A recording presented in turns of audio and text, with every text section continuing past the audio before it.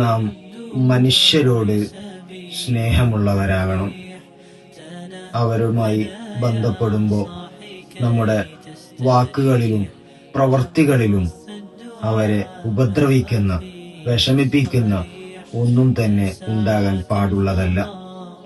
മുത്തുനബി സ്വല്ലല്ലാഹു അലൈഹി വസല്ലമ തങ്ങൾ പഠിപ്പിക്കുന്നു, മുദാറാത്തുന്നാസി സ്വദഖ. ജനങ്ങളുമായി ബന്ധപ്പെടുമ്പോൾ വാക്കുകളിൽ പ്രവൃത്തികളിൽ മാർദ്ദവം കാണിക്കൽ, അവരുടെ സ്നേഹം കാക്ഷിക്കുന്ന രൂപത്തിൽ പെരുമാറൽ സ്വദഖയുടെ പ്രതിഫലമുള്ളതാണ്. ഈ വിശുദ്ധ റമളാനിൽ നാം പ്രതിജ്ഞയെടുക്കുക, എല്ലാവരോടും നല്ല നിലക്ക് പെരുമാറുക. അല്ലാഹു തആല തൗഫീക്ക് നൽകട്ടെ.